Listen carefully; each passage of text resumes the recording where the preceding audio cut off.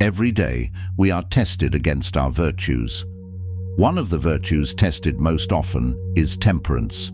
It is one of the hardest to genuinely maintain. The mind is easily trapped in cycles of negativity, impulsive reactions, and frustration. It is easy to be negative, pessimistic, or annoyed. That takes no effort. What takes effort is being positive and brushing off mundane frustrations. That requires discipline and practice. These small moments of frustration accumulate. Spilling a drink, dropping your phone, slow internet connection, power outages, sitting in traffic, feeling irritated by a message or insult. These are daily tests. Each one is a brick you can use to build your inner citadel. If neglected, they become cannonballs that weaken your mental defenses. If you allow frustration to control you, your walls are breached and your mind is infiltrated. Remaining calm is not only about keeping your voice level or avoiding anger. It extends to the words you choose. True temperance includes restraint in speech. It includes avoiding impulsive indulgence, unnecessary entertainment, and careless language. Temperance means resisting the urge to use swear words, slang, or rude expressions when things go wrong. Whether you're annoyed, angry, or dealing with daily inconveniences, your first impulse must be trained. Swearing in frustration is not a show of strength. It reflects a lack of control. Slang and rude language diminish how others perceive your intelligence. If people notice this is part of your vocabulary, they will no longer take you seriously. You are better than that. You are capable of expressing yourself with clarity and strength. Train your tongue to reflect your mind. Speak with precision. Choose words that align with reason and dignity. That is self-respect. That is temperance. That is silent power. Let's begin. Chapter 1. Identify the first response. The first step in staying calm is the recognition of your first thought. In Stoic training, the mind is conditioned to observe itself. Before any reaction, there is a spark, a first impression. This is where the work begins. If the first thought is panic, judgment, or aggression, the Stoic does not run with it. The Stoic pauses. That pause is strength. That pause is clarity. You cannot stop the arrival of thoughts, but you can stop yourself from following them blindly. Thoughts appear. They arise from your past, your environment, your mood, or your instincts. They are automatic, but your response is not. This is where your training begins. It begins with the discipline to pause. It begins with the habit of questioning the first reaction instead of moving with it. This small gap between what appears in the mind and what you choose to follow is the foundation of self-mastery. Each situation gives you the chance to strengthen this habit. You will be tested by noise, by confrontation, by failure, by confusion, by provocation. Each test gives you a chance to observe yourself. The moment you feel your mind moving quickly toward judgment or anger is the moment you must slow it down. The training is to notice the first wave and stop it from pulling you under. This is not about silence or retreat. It is about clarity. You are building the ability to act with intention instead of being dragged by impulse. When you act without thinking, you give up your position of control. You allow the external world to dictate your internal state. That creates instability. It weakens your mind. It makes your behavior predictable and reactive. The strength of the Stoic is found in their refusal to give in to the first emotion. They train themselves to wait. They analyze. They pause before acting. This does not mean ignoring emotion. It means subjecting it to reason. It means verifying if the emotion aligns with values before giving it room to act. This practice can be trained at any moment. Each minor frustration becomes a tool for discipline. A spilled drink, a device not working, someone interrupting you, an unexpected delay, a rude comment. These are not just problems. These are opportunities to observe your reaction. The pause you build in these moments becomes a pattern. That pattern becomes your new standard of behavior. It becomes your default way of operating. Marcus Aurelius understood that most of what disturbs us is the way we interpret things. Events are neutral. Our response gives them weight. A delay is not personal. A rejection is not fatal. An insult does not define you. These are thoughts, and you can break them apart. You can dissect the emotion, examine its structure, and decide whether it deserves to stay. If your first thought is anger, you do not have to obey it. If your first thought is anxiety, you do not have to feed it. If your first thought is blame, you can question its purpose. This is your job. This is the work. You stand at the gate of your mind. You decide what enters. You decide what stays. That decision is your freedom. Anger often appears quickly. It rises without effort. It asks for reaction. It wants to be expressed. It grows when left unchecked. But you do not need to serve it. You can examine it like a tool. You can ask what it's trying to show you. You can separate the emotion from the message. You can hold the emotion without letting it make decisions. That is strength. You reduce its hold by slowing down. By analyzing the situation and checking your assumptions, you can move toward reason. Anger loses its control when you bring it into the light of conscious inspection. Anxiety does not always shout. It often creeps in slowly. It attaches itself to loose thoughts. It amplifies future outcomes that do not yet exist. It narrows your attention and removes your presence. When anxiety begins, ask questions. What is the source? What can I act on now? What is fiction and what is fact? You are responsible for that clarity. Do not let your mind drift unchecked into images of imagined harm. You anchor it by looking directly at reality. You slow it by identifying what you can influence. Blame is attractive because it provides relief. It shifts focus outward. It allows you to protect yourself by creating a target. But in doing so, it stops you from solving. It weakens your focus. It becomes a habit of deflection. Each time you blame, you lose a chance to improve. The disciplined mind resists blame by directing attention back to the self. The Stoic looks for the internal cause. They look for what can be corrected, managed, or adjusted within their own conduct. That is where control begins. The gate of the mind must be watched constantly. Thoughts arrive without permission. Some are helpful. Some are destructive. Some are empty noise. Each one asks for your attention. You cannot stop them from appearing. You decide which ones you engage. You decide which ones are allowed to shape your conduct. This power belongs to awareness. If you lose awareness, the wrong thoughts slip through. If you remain present, the gate remains protected. Your strength grows in daily tests. Life presents them without warning. You do not need to wait for a crisis to train. The ordinary problems of the day are enough. A broken device, a delayed message, an unexpected expense, these are your training ground. Each one is a challenge. Each one allows you to build composure. You measure your discipline by your response to these moments. Your goal is not perfection. Your goal is presence and clarity. The mental gym is always open. It does not require motivation. It does not require equipment. It requires only that you show up. Each problem is a new repetition. Each inconvenience is a new weight. You apply the same posture each time. Breathe, observe, judge, respond. The more you do this, the more natural it becomes. Your first reaction becomes slower. Your evaluation becomes sharper. You begin to prefer thoughtful movement instead of fast reaction. Irritation is the test of emotional containment. Can you hold the feeling without releasing it recklessly?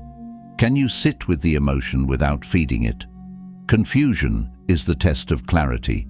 Can you continue with simplicity while surrounded by uncertainty? Difficulty is the test of endurance. Can you remain patient without collapse? Surprise is the test of presence. Can you remain stable when the unexpected enters? These situations are not problems to be avoided. They are part of your training. They bring resistance. That resistance is useful. You do not grow by ease. You grow by effort. When a person acts without care, you train in restraint. When a delay pushes your schedule, you train in acceptance. When a mistake is made, you train in correction without panic. Each of these repetitions makes your character more complete. You are not shaped by comfort. You are shaped by how you move through discomfort. When something breaks, remain composed. When your plans change, adjust without resistance. When a person is rude or irrational, stay aligned. These events cannot define your conduct unless you allow them to. Your principles must be your guide. Your posture must be stable regardless of the noise around you. Your practice is tested most when structure breaks down. Calm is not tested when everything is smooth. It is tested when tension appears. Loud voices, sudden shifts, emotional people, unpredictable outcomes. These are the moments that reveal the depth of your preparation. If your foundation is weak, you collapse. If your foundation is strong, you remain level. Each time you stop yourself from yelling, you reinforce composure. Each time you let blame go, you choose accountability. Each time you stop panic and choose clarity, you strengthen your internal order. These acts compound. These are the real results of your training. They build a strong default mode. You do not rely on the moment to guide you. You rely on the habits you have shaped. The distance between impulse and reason becomes shorter. Your thoughts and your values become more aligned. You begin to recognize unhelpful patterns early. You can intercept them before they control your actions. This is how you build sovereignty over yourself. This is the result of consistent application. The space between reaction and choice becomes clear and deliberate. That space is essential. It is where you observe. It is where you ask questions. It is where your next action is formed. In that space, you are no longer reacting. You are deciding. You protect your direction by staying in that space. You make better decisions when you use it. This is where calm is developed. This is where strength becomes visible. Your identity is formed in these small actions. You become what you practice. Each decision reflects who you are. You reinforce your values or abandon them in every response. Freedom is the ability to live by your values in any condition. You reach it through repetition, through control, through awareness. You do not need permission to start. You begin by observing your next reaction. You catch the next impulse. You insert a pause.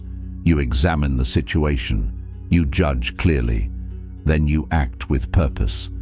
This is the path of calm. This is how you stay in control. Chapter 2. Restrain the impulse to speak carelessly. The seventh way to remain calm is to practice restraint in language. In moments of frustration, difficulty, or confusion, the impulse to speak without thinking becomes stronger. This often shows up as swearing, slang, or rude speech. These patterns are common but undisciplined. They reduce clarity, weaken communication, and reflect a lack of control. Language shapes internal state and external impact. Words are extensions of thought. They reflect your ability to direct energy, especially under stress. When words are chosen in haste or from emotion, they magnify instability. They feed chaos. This instability spreads to others. It turns small problems into larger ones. It invites unnecessary conflict. It shifts the focus from resolution to reaction. Calm begins with language. The words you use are signals to yourself and others. When language is reckless, it invites more disorder. When language is measured, it reinforces structure. Each word carries energy. If that energy is reactive, the environment becomes tense. If it is thoughtful, the environment becomes stable. The way you speak reflects how you think. It shows whether your mind is structured or scattered. Speech reveals your internal rhythm. When your thoughts are jumbled, your words follow the same disorder. Swearing, slang, and rude responses often come from reflex, not reflection. They do not carry precision. They are not built on clarity. They often replace clear communication with noise. This noise increases tension. It blocks understanding. It adds confusion.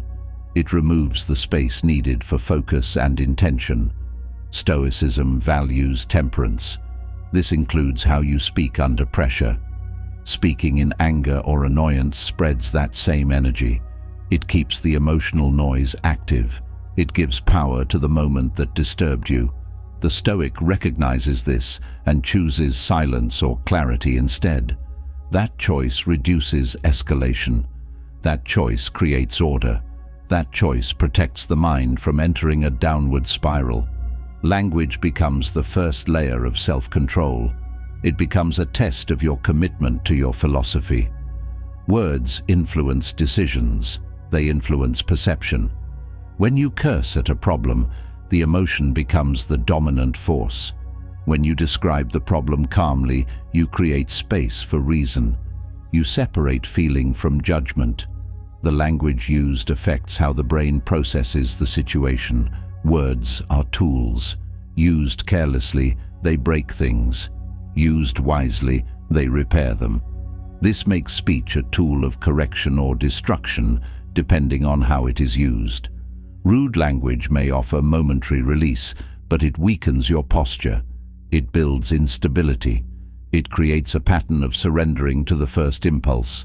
It trains the mind to associate stress with expression rather than control. This becomes habit. You begin to respond automatically with slang or profanity when something goes wrong. The more you use it, the more it shapes your identity. It becomes harder to separate yourself from the reaction. This automatic response becomes part of how others see you and how you define yourself. This loss of control appears in public and private settings. In conversation, it disrupts trust. It creates tension where clarity is needed. In solitude, it weakens your self-respect. Speaking from impulse becomes a pattern that disconnects you from thoughtful action. You begin to tolerate lower standards in yourself. You lose sight of the discipline you set out to build. This undermines the progress you are trying to build. Each time you give in, the wall of restraint becomes thinner. The foundation of calm weakens. Restraint is built the same way as any discipline. You start with awareness. You train by paying attention. When something frustrates you, notice what words come to mind. Do they match your values? Do they help you solve the problem? Or are they just noise? This step brings consciousness to the habit. It gives you the chance to pause and reframe. It builds your capacity to hold discomfort without releasing it recklessly. Discipline in speech begins at the moment of awareness. Before the word is spoken, it exists as a choice. You can hold it. You can replace it. You can reform it. You decide if it reflects strength or surrender. This practice builds confidence. It reinforces the habit of responding instead of reacting.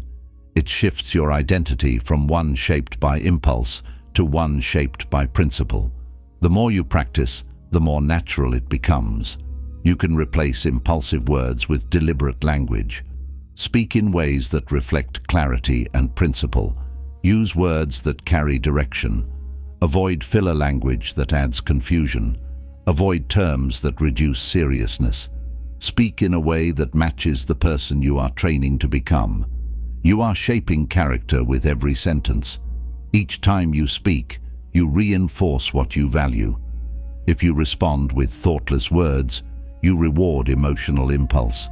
If you respond with calm and discipline, you reinforce stability. The habit forms through repetition. You train your speech just as you train your behavior. Your words become an extension of your internal structure. Deliberate speech requires focus. You must slow the reaction long enough to decide what the situation calls for. In casual moments, this means reducing sarcasm or vague talk. In stressful moments, it means choosing silence or giving precise feedback. You reduce wasted language. You reduce exaggerated emotion. You allow only what serves clarity to leave your mouth. This practice makes speech more intentional. The sound of your voice becomes connected to your thinking, not to the moment's noise.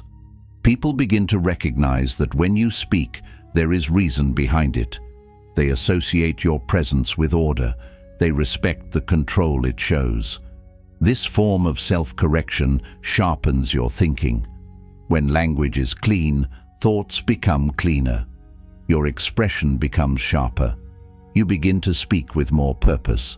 You begin to notice when others speak from reaction, and you recognize the cost. You choose to do better, not out of superiority, but out of responsibility to your own growth. Your thinking improves when you reduce reaction-based speech. You see problems more clearly. You feel less urgency to explain everything. You become more comfortable with silence. You speak when it is useful, not when you feel triggered. This is what makes restraint powerful. It clears your mind while making your voice more effective. This restraint also improves how others see you.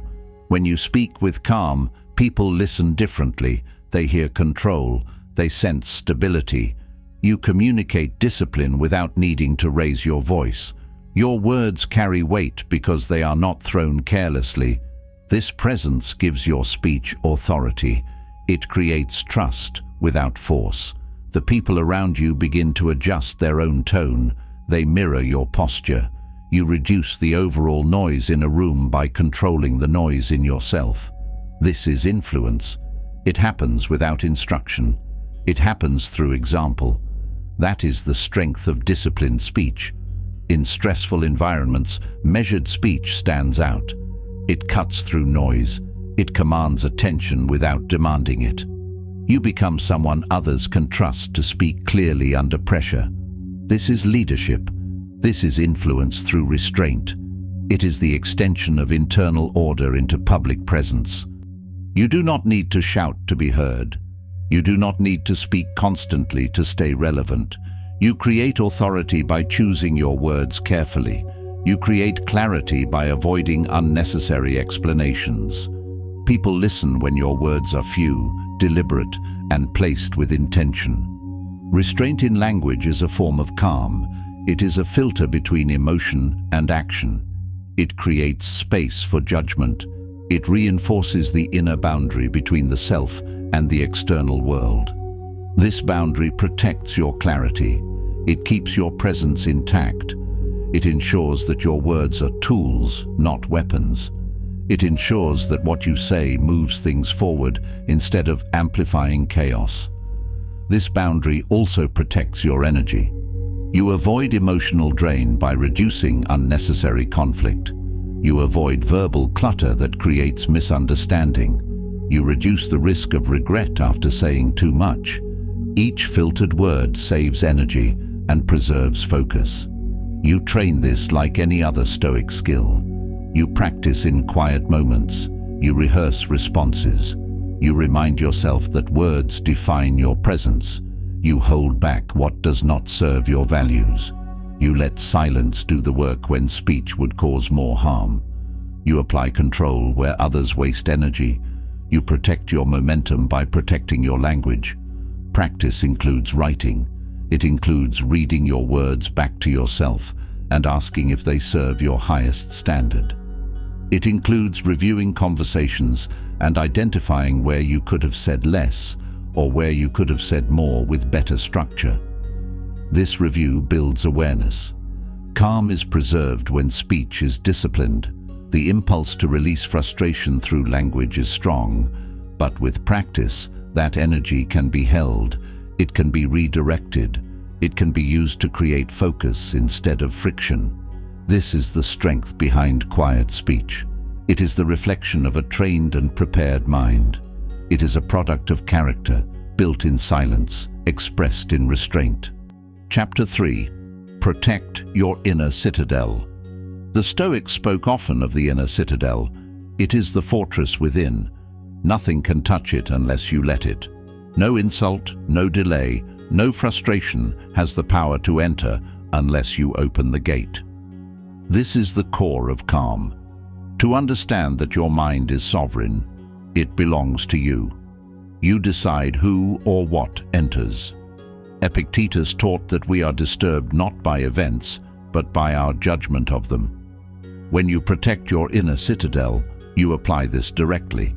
You train yourself to stop giving external things the power to disturb you. You recognize that it is not the event that causes agitation, but your interpretation of it. A delay does not have to be a disruption. An insult does not have to become a personal injury. These things gain power only when you give them access to your peace. The mind has the ability to remain undisturbed. It is designed to govern itself. If you allow outside events to shake it, you weaken that ability. You allow something foreign to interfere with what is yours. Your inner citadel is the seat of your judgments, your principles, your choices. It must be defended. Each thought that enters must be examined. Each influence must be tested before it is accepted. Daily life creates hundreds of entry points. You are constantly receiving words, opinions, images, suggestions, and reactions. Each one tries to gain entry to your thoughts. If you are careless, they slip through unnoticed. If you are disciplined, you inspect them first. This inspection is a daily practice. It happens when you wake up and decide what thoughts you will focus on. It happens when you hear something provocative and choose silence. It happens when you face disorder and choose a calm posture. Your day should be built around protecting this space. This means beginning each morning with structure. You prepare your mind before it is exposed to noise. You sit in silence or write your thoughts. You examine what is worth your attention and what is not.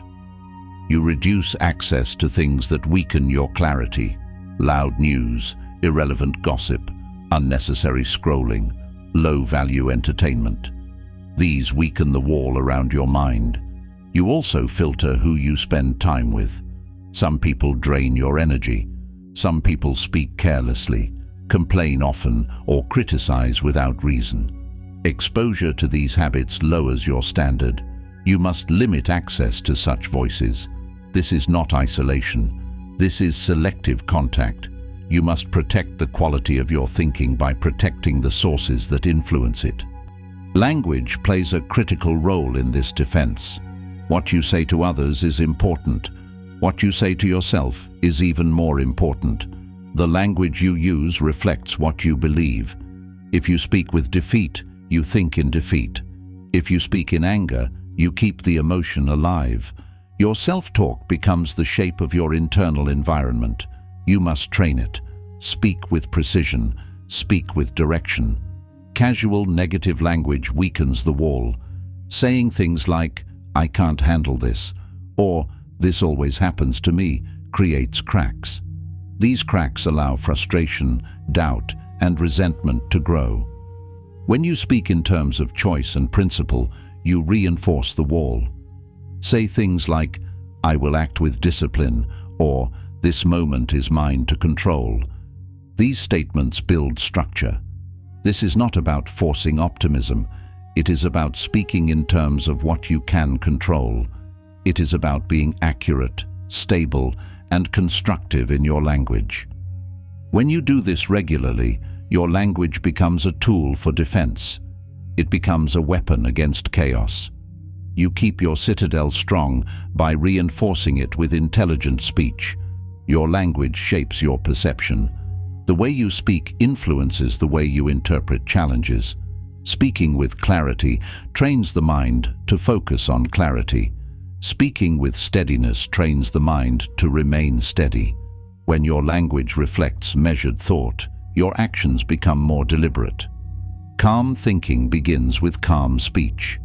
You make this your pattern by repetition. You do not wait for calm to appear. You create it by using language that promotes control and direction. The words you choose are part of your internal structure. Harsh words in reaction reinforce instability. Complaining reinforces powerlessness. Speaking in defeat reinforces mental fatigue. Your vocabulary becomes your mental environment. If that environment is filled with impulsive or chaotic language, it becomes harder to return to clarity. You train discipline by training your expression. Constructive language does not deny difficulty. It recognizes it and points attention to the next right step. When something goes wrong, you speak in terms of response, not collapse. When something irritates you, you name it precisely and ask what is useful to do next. This habit becomes automatic through use. It becomes your method for returning to order. This is not about masking emotion. It is about using language that helps you regain control. You do not feed panic with dramatic words. You do not encourage weakness by exaggerating harm. You speak from principle. You speak in a way that directs energy forward. This is how language becomes a shield. This is how it becomes a stabilizing force. The effect is cumulative. Each day of disciplined thought adds another layer of strength. Each decision to stay composed under pressure adds reinforcement. Each choice to limit exposure to unnecessary noise sharpens your focus. The mind becomes clear. The judgments become stronger. The voice in your head becomes your ally instead of your enemy. Each instance of restraint creates another layer of discipline. Each decision to hold a steady posture creates a deeper habit of balance. Your routine becomes a system of self-respect. Your words support your direction instead of distorting it. You start to recognize when your language no longer reflects your values. You correct it in the moment. You treat each sentence as a reflection of your standards. This practice helps you conserve energy. When your words are measured, your emotions remain stable. You reduce the mental waste caused by frustration or exaggeration. You stay close to what matters. You stop feeding distraction. You stop building mental clutter. This is what it means to protect your inner citadel. You decide what comes in. You decide what stays. You build structure through your routines, your speech, your reactions, and your values. You maintain strength by reviewing your conduct, filtering your environment, and choosing your words with care. The enemy is not the world outside. The enemy is the untrained response that lets the world inside without resistance. Your task is to build and guard that wall every single day. That wall is built word by word. Each phrase of discipline reinforces the barrier between you and disorder. Each sentence rooted in reason strengthens your stability. The citadel is not an idea. It is a pattern.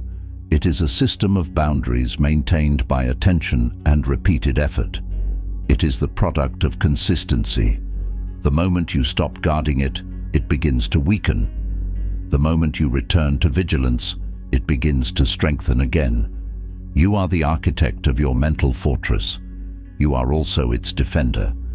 The materials are your thoughts, your routines, your boundaries, your speech. You do not need to be perfect. You only need to be watchful.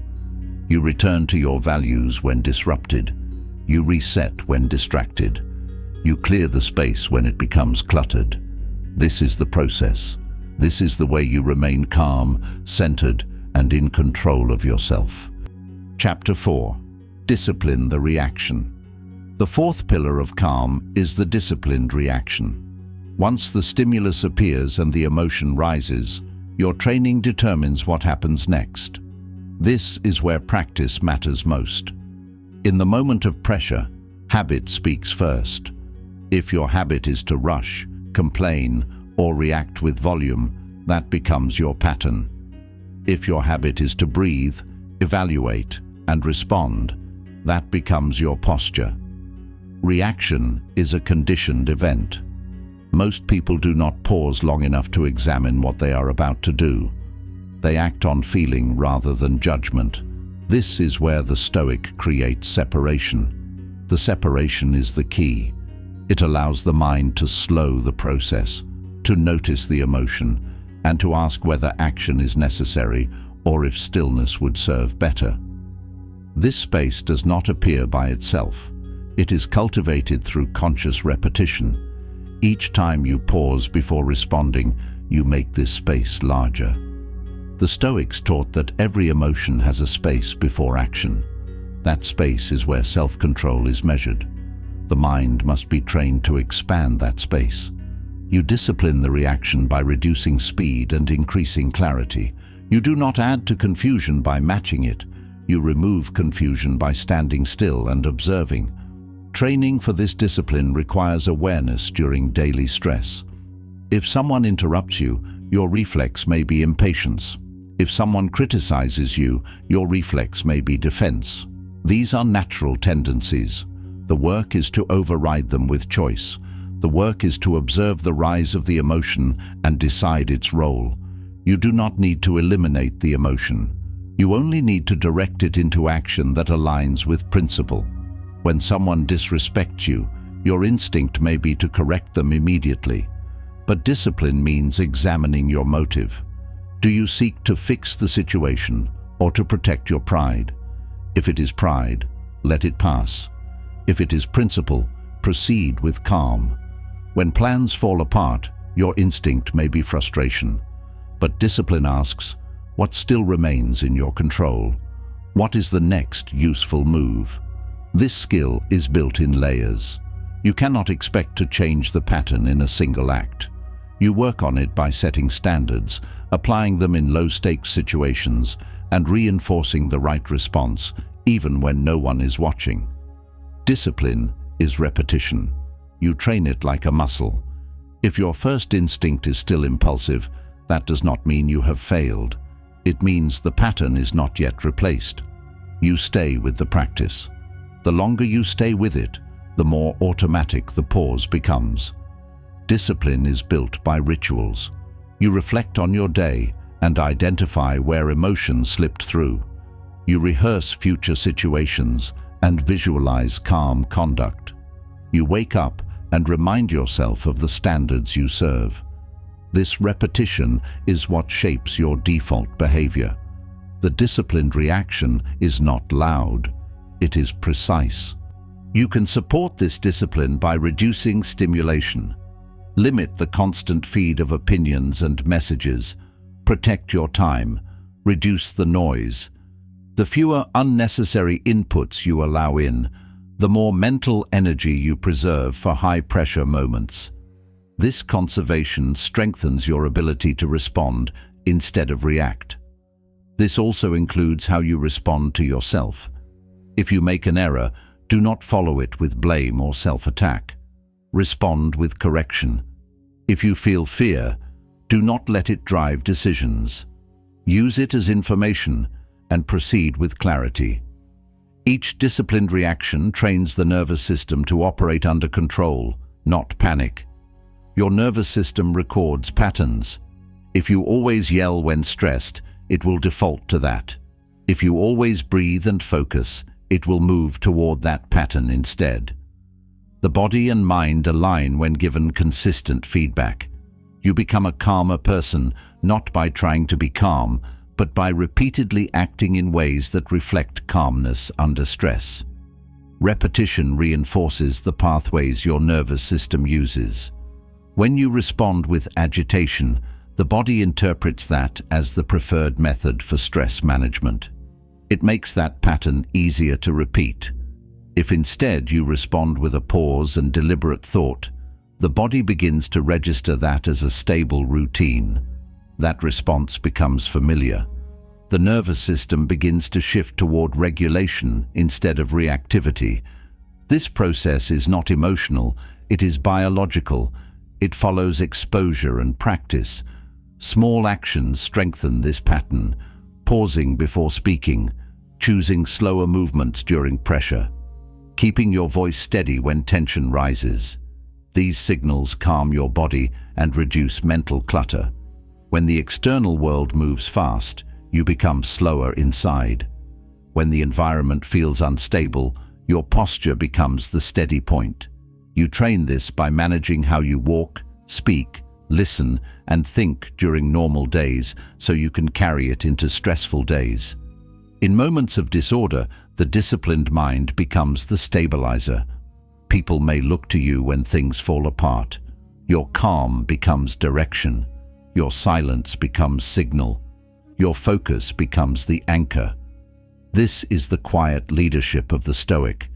You do not need to control others. You hold yourself. This calm becomes your reputation. Those around you begin to expect order from you. They rely on your steadiness. You influence others without imposing. You create structure by example. This creates leadership through consistency. People seek guidance from those who maintain their values when things get difficult. Your discipline builds that trust. Chapter 5. Master the pause.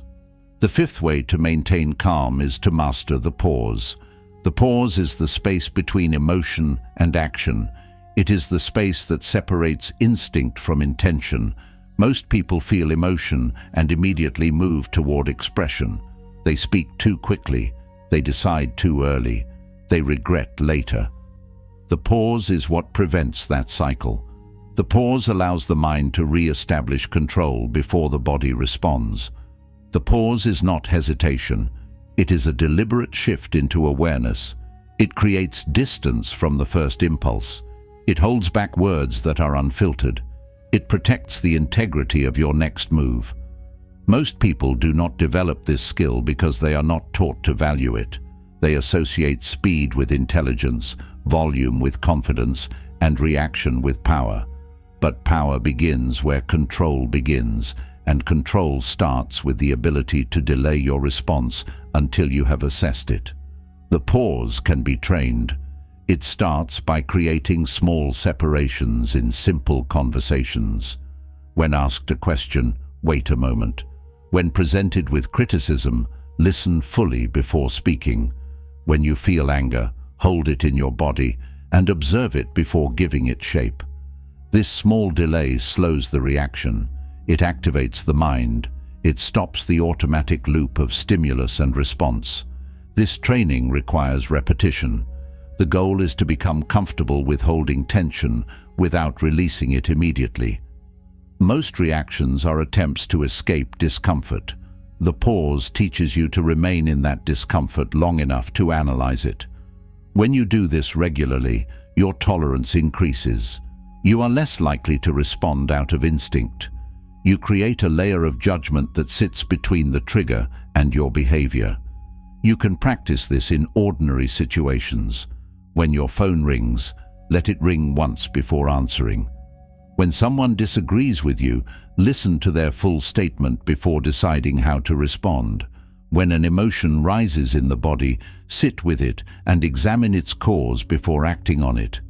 These are controlled exercises. Each one trains the nervous system to tolerate a gap between pressure and expression. You can build longer pauses through controlled breathwork. Breathing slowly regulates your nervous system. It slows the body's signals. It tells the brain that the situation does not require urgency. This allows mental space to assess the moment more clearly. The body responds to rhythm. When your breath is steady, your thoughts follow that pace. Pausing with breath is the physical application of calm thinking. Pausing also builds awareness of habits. When you create a pause, you give yourself space to see your tendencies. You may notice patterns you did not see before: interrupting others, defending quickly, jumping to conclusions, rushing to solve problems. The pause interrupts those habits and gives you a chance to choose a different one.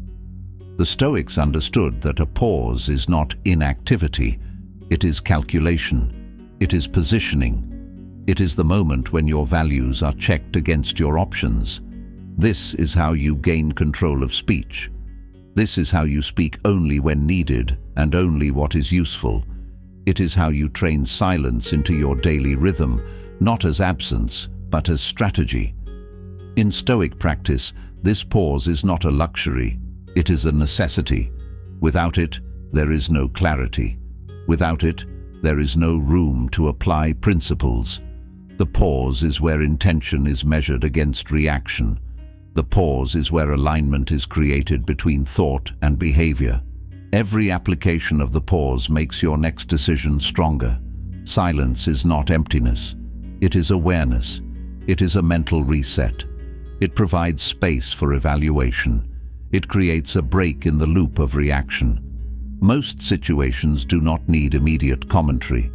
They need observation. They need precision. When you train yourself to pause, you create a delay that filters out emotion and makes room for principle. In practical terms, silence allows better information to reach you. In conversation, a pause gives you time to hear not just the words spoken, but the tone, intent, and meaning behind them. In reflection, it gives you access to deeper thought. The world moves quickly, but you do not have to. You use the pause to regain control of pacing. You set the tempo of your thoughts. Mastering the pause gives your thoughts time to settle. You think more clearly. You hear more completely. You reduce the need to explain yourself because your response carries weight. Your behavior is shaped less by what others do and more by what you have decided in advance. The pause builds structure into your response. Instead of reacting from emotion, you create decisions built on principles. Each pause reinforces self-governance. It confirms your commitment to act with discipline. When done consistently, the pause becomes a habit. You begin to apply it without effort. It becomes your automatic preparation before any expression. The pause reduces mistakes. It reduces miscommunication. It reduces the spread of emotional noise. When you take time to pause, you conserve energy. You allow others to feel heard. You give your words structure. You build a habit of thinking before acting, listening before speaking, and observing before deciding. This habit changes how others experience you. They begin to expect measured words. They recognize your stability. They trust your responses. This builds respect. It also makes your communication more effective. When others know you pause before speaking, they listen with more attention. The space before your words increases the weight of those words. You do not use the pause to suppress. You use it to sharpen. In that space, you decide what deserves attention and what does not. You decide what action aligns with your principles. You decide if this moment requires words or restraint. The pause is where those decisions live. Without the pause, you are moved by every emotion. With it, you move according to reason. You do not need long periods to pause. Even a single breath can reset the system. Even a brief moment can shift your direction. This small act protects your energy. It builds endurance. It allows you to move through difficulty with less damage. It reduces the friction of unnecessary conflict. It builds a sense of internal order. The pause is the checkpoint between impulse and wisdom. It does not always take long. It can last a few seconds. But those few seconds change the outcome of entire conversations. They shift the emotional tone of difficult moments. They allow for a response that respects your values, your goals, and the long-term impact of your behavior. The quality of your interactions is raised by this practice. People begin to notice the stillness before your words. They listen more closely. They respond with more thought. You create a different rhythm in the room. You set a standard of communication that rewards restraint and clarity. This is not passive behavior. It is active restraint. It is the discipline to hold pressure without letting it leak. It is the choice to build composure rather than rush toward release. You do this by deciding in advance to value stillness. You apply it in every setting, when driving, when writing, when speaking, when walking into difficult rooms. The pause becomes your default setting. When you pause, you shift your posture. You center your breathing. You let the mind clear out the unnecessary. You listen with focus. You allow your response to be guided by what matters most. This is what separates emotional noise from intelligent speech. It is what turns random movement into directed behavior. The pause is the bridge between internal discipline and external presence. Chapter 6. Remain still when provoked. The 8th way to remain calm is to remain still when provoked. This is not about physical stillness alone. It is about maintaining internal stillness, resisting the pull to react, to retaliate, or to prove a point when emotions rise. The provocation may come from words, tone, behavior, or insult. The instinct is often to respond quickly and sharply. That instinct must be trained. To remain still means to allow the emotion to exist without letting it lead. You observe the disturbance, you feel the tension, but you do not follow it. You let the moment pass through you without turning it into action. You give your reason space to return. You protect the structure of your response by not responding at once. The Stoics viewed provocation as a test. Marcus Aurelius reminded himself that the person who offends acts from ignorance. Epictetus said, "We must train ourselves to respond as if nothing has happened." This is not weakness. This is strength. It is the power to preserve your course, to refuse entry to chaos, and to remain in command of your own mind. When you stay still, you remove fuel from the fire. The conflict cannot grow without your energy. You choose not to participate in noise. You deny the provocation your attention. This removes its power. It returns the control back to you. This stillness trains emotional resilience. You become less shaken. You become less concerned with appearing right. You become more interested in staying right with yourself. Your aim shifts from reaction to regulation, from external dominance to internal order. Practice begins with small tests. Someone interrupts you, pause and remain quiet. Someone criticizes unfairly, observe without explaining. A situation shifts suddenly. Breathe and do not rush. These are your training grounds. These are your quiet victories. Each still moment is an act of defiance against disorder. Stillness is not the absence of movement. It is the presence of control. It is where your principles hold, even when your emotions push. It is where your discipline proves itself. In stillness, the storm does not enter you. It passes, and you remain intact. Chapter 7. Anchor yourself to the present. The 6th way to maintain calm is to stay anchored in the present. The mind often drifts toward imagined outcomes or past events. This movement creates tension. It brings fear from things that have not happened and regret from things that cannot be changed. Calm exists in the current moment. It exists where action can take place. When you shift attention to what is in front of you, you reduce noise.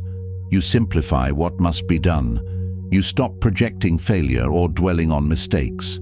You focus on what can be moved, what can be adjusted, what can be built. This mindset turns mental activity into useful effort. The present becomes your working space. The Stoics returned to this practice daily. They reminded themselves that only the present is real. The future is a concept. The past is a record. What you have now is choice. What you hold now is action. Anchoring yourself to the present does not require special training. It requires a redirection of attention. You can practice this during simple tasks. When you drink water, focus on drinking. When you write, focus on the sentence. When you speak, focus on the words you are choosing. These small acts return your mind to the body. They connect attention with the task. This builds presence. Presence brings order to thought. When your attention is scattered, your emotions multiply. When your attention is directed, your reactions slow. You see more clearly what needs your effort and what does not. This makes your decisions sharper. It removes false urgency. To stay grounded, you must check your awareness. Ask yourself regularly, where is my attention? Is it on this moment? Is it on something I can act on? Or is it on something I cannot change right now? The goal is not to eliminate thought about the future. The goal is to focus on what can be done now. When anxiety increases, bring your mind back to the current action. When distraction builds, return your attention to the immediate task. When emotion rises, ask what the situation calls for right now. This shift into the present becomes your stabilizer. It returns your energy to the point of influence. You maintain calm by not drifting. You maintain strength by anchoring your mind. The present is the only place your character is expressed. It is the only place your habits are shaped. Anchor yourself here. That is where your power remains. Chapter 8. Let reason guide you. Calm is not passive. It is deeply active. It is the conscious choice to let reason lead. The Stoics placed reason at the center of virtue. To act without reason is to betray yourself. When you let emotion lead, you give up your role as commander of the mind. You let the storm steer the ship. You stay calm by returning to reason. When something frustrates you, ask, what part of this is under my control? What is the most intelligent response I can give? Does this require action or silence? These questions pull you back from impulse. They return you to yourself. A Stoic does not see calm as avoidance. Calm is strategic. It preserves energy. It gives clarity. It lets you act instead of react. In tense situations, calm is the advantage. It means you are not thrown off course. It means you are prepared while others panic. You train this by reflecting daily. Review your actions. Where did you let emotion override reason? Where did you stay aligned? This reflection is how you sharpen awareness. It is how you build the habit of choosing the intelligent move instead of the emotional one. Let reason be your compass. It does not get thrown by storms. It does not rise or fall with noise. It points forward. It keeps you anchored. It helps you stay calm, not just in comfort, but in challenge. Chapter 9. Carry the weight of calm. The final way to maintain calm is to treat it as your responsibility. You do not wait for others to set the tone. You do not depend on the environment to make it easy.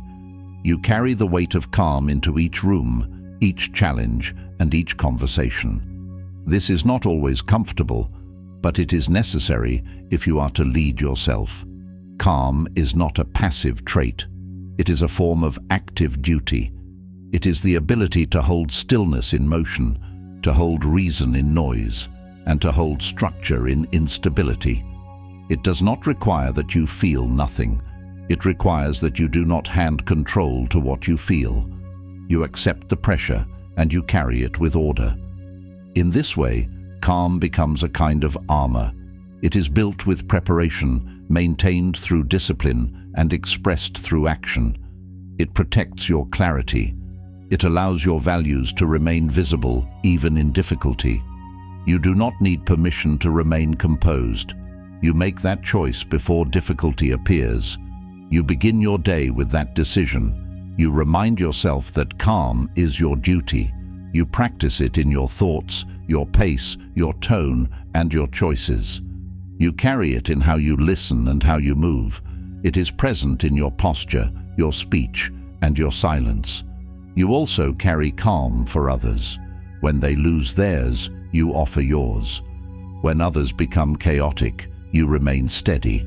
This does not mean you fix their emotions. It means you do not mirror them. You let your presence signal stability. You let your calm guide the room. There is strength in quiet leadership. There is clarity in restraint. There is confidence in stillness. These are the traits that separate the reactive from the grounded. These are the signs of someone who has trained their mind to serve principle over impulse. Calm is not an accessory. It is a necessity. It is the base layer of strength. It is the condition that allows reason to function. It is the foundation for judgment, for leadership, for growth. Without it, you are moved by everything. With it, you choose your direction. Carry the weight of calm every day. Do not put it down. Do not hand it to others. It is your role. It is your signal. It is your standard. Calm is power, and it begins with you.